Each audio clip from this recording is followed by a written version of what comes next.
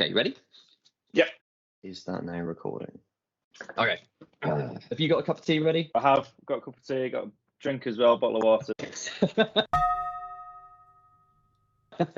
Hey there, welcome everybody. This is the first in a new series of podcasts. What we are going to be talking about today is the brand new Magic 4 Pro, which was announced last week at MWC 2022 in Barcelona. There was a really interesting video hosted by George Zhao going through all of the new spec on these new awesome devices and basically getting everybody a bit hyped up, which, I mean, for me, I'm really looking forward to this. I think they're incredible phones. I think it's really good, really exciting for the future, especially this year. Flagship phones as well, which is exciting. Yeah, I think flagship is a really good point to raise here because historically, if people have been following what we've been up to for the last couple of years, we've never had a full premium high-end device launch. So this is going to be something that's going to be completely different for a lot of people. It's also going to put us into a different sphere, right? We're going to be competing against some of the other big guys in the market, and that's much more different to where we've been in the past. Not that we haven't held our own against other companies or anything like that, but obviously we've just had the Honor 50 launch in the UK the last couple of months and the 50 Lite, and this is going to be something on a different level again. Okay, so what we've seen so far, there's going to be the Magic 4 and the Magic 4 Pro, and it looks like we're going to be getting it in the UK. Yes, that's what it looks like on the website. We're not sure what colours yet, because I think there's like 5 or 6 different colours. I quite like the leather one, so I'm hoping the leather one comes over. Yeah, what's the official term for that? I can't remember. It's like an orangey leather, but I think there's Vegan. some special name. Vegan. Yeah, that does look pretty cool. I do like the cyan one as well. Kind of reminiscent of the 50 emerald green, but perhaps a little bit less metallic. Yeah, a little bit lighter, I think. That looks at the pictures. Yeah, hopefully we get a good split of the colours in the UK. But yeah, it's interesting in the fact that there's a lot of talk going on about when this is going to come out, and between us, and we were just talking about it before we started. Now, in all honesty, we're not 100% when it's going to be here. It's going to be here soon.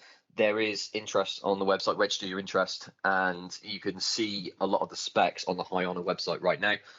It's probably worth also saying you should take a look at the UK Honor Instagram pages at the moment, because there's some interesting content being put up on there about the Magic 4. So let's just have a quick look at some of the specs on the Magic 4 Pro. Because if you go to the High Honor website at the moment, everything is listed on there. And like I said before, George Zhao was going through a full breakdown of the Magic 4 series last Monday. You can still see that video online if you go and have a search for it. Did you watch it live? I did, yes. Yeah, really good presentation. It's a really good event, really. I think exciting. Some of the names he was comparing it to, some of the big boys of the tech world kind of thing as well, shows what sort of league this phone's going to be in, and the competition it's going to be putting it up against, which is good as well. So yeah, if you want to see that video, you can go and check out online, which we'll put a link in the description below, and you can go and find it and watch it for yourself. But I'm just going to pull out some highlights as to what I think was some really good points from it. I mean, straight off the bat, it's a big phone, right? It's going to be a lot bigger than the Honor 50. Is it that much bigger? It's going to be 6.81 inches on screen size, which the Honor 50 was 6.57. Okay. So it's going to be a bigger phone anyway. But I mean, bringing with that, you've got the added benefit of it being an OLED screen anyway. It's going to be more cinematic watching it. And most other competitors, right, their high-end devices are quite big these days. So I'm quite looking forward to that, to be honest. I mean, playing games on it is going to be great, especially when the fact that it's got that new Snapdragon 8 Gen 1 processor, which is top of the line. So yeah, 6.81 inches. It's got an aspect ratio of 20:9 and a screen to body ratio of 93.5%. So same sort of screen to body ratio as what you've seen on the 50 anyway. Very close to that. We're looking at 8 gig of RAM and 256 gig of storage, which again is kind of what you'd expect in a flagship device, right? And that's the standard as well, isn't it? So let's say most standard phones are less than that. But coming at that high is really good. It's got a very distinctive look, right? Yeah, you can say the cameras on the back big massive circles kind of thing, which I like it. People are used to the cameras in the corner, just in the box, but I think it's different. It stands out. It's kind of like the 50 Lite, but just much bigger. Yeah. What was the name of it called again? What was the Eye of Muse? That was it. So the actual definitive name for the camera and the where it is on the back is as being christened the Eye of Muse. Sounds very terrifying, but but actually it's pretty cool. But you can see that it looks very different to what you see from competitors at the moment. Anyway, And those cameras are pretty high spec as well. Looking through yeah, here now, as to say, 50 megapixel wide camera and ultra wide camera at 50 megapixel plus a periscope at 64. 3.5 optical and then 100 times digital zoom on top of that. With OIS as well. People like to muck around with digital zooms. They love to play around with things and try and pick up what they can see from far away. It's a great show of how good and powerful the cameras are. The one thing on the cameras that I'm really excited about with the Magic 4 was something that is an evolution of the Magic 3 series, which was being able to shoot in log. So more like a professional film quality. Falling over myself. Cut here. Have you heard of this professional film mode before? Did you see much on the Magic 3 when it was announced? When was that, last summer? I mean, obviously you didn't work for us then, but had you seen anything on it at that point? I haven't. No, I've not seen. I've seen lots of the Ultra Fusion stuff. But that's what I'm excited about in terms of the camera. Tell me about the Ultra Fusion. What do you know about that? So if I'm right, it's going to take all three cameras, the ultra wide, the wide, and the periscope are going to be used all together. So when you're taking, I don't know, a picture in two times zoom, it's going to use all aspects of the cameras to stitch them together and get a better quality image, which would be really nice kind of thing. And I think after, when you've taken the picture as well, you'll be able to zoom in and crop in, and you're still going to hold that quality as well, I think. Yeah, the video thing. I mean, I love shooting videos, right? Anybody who's seen this channel and all the other things that I do, it's pretty obvious that the video side of things was going to be pretty exciting for me. But yeah, you can shoot in this higher quality format, and then you can use LUT editing to basically make the video image look much more cinematic. I mean, in a very, very basic way, it's kind of like picture filters, but applied to video. And I've just made it sound completely boring compared to actually how it is. Some of the footage, you can find this online if you search from what people have done from the Magic 3 series. It just gives you a completely different type of footage. It doesn't look like mobile phone footage. It's probably the best way I can put it. It looks like something that you would have shot on a much higher end camera. The fact this is going to be 4K shooting as well. I finally got myself a 4K TV after much kicking and whining, and Someone's doing all right for themselves. Well, I didn't want to, just drag in that, yeah. But after a couple of years of it being a standardized format, it was about time to sort of, get myself a brand new TV. So yeah, looking forward to making some proper 4K footage and then actually putting it up on the TV, especially with the cinematic look. Gonna have a proper play around with that and make some crazy stuff. So yeah, I mean, either way, I can't wait to get my hands on one. It's going to be a great time when we finally get to actually have some proper demo time and get this out and put this in people's hands and actually show people how good it can look. I completely forgot, like, one of the most exciting things on this, the battery.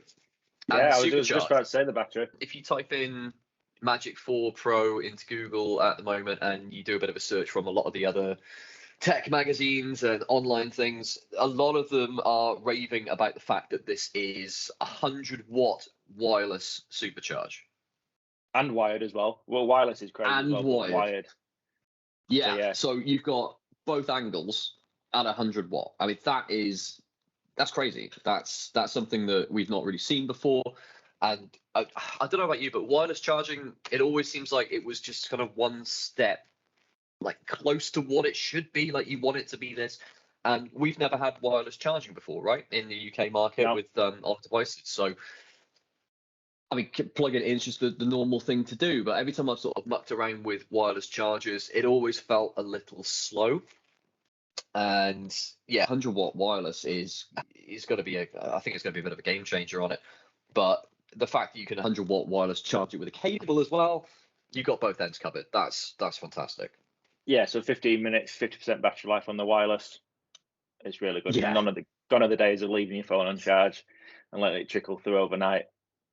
I think that you can just do this kind of thing whenever you need to. That's just it. I mean, I'm terrible for charging stuff. I'm always forgetting to do it, but that's what I really liked on the 50 and the 50 Lite was that if I forgot to charge it, I could just whack it in, get a good sort of 10, 15 minutes whilst I'm eating my breakfast in the morning.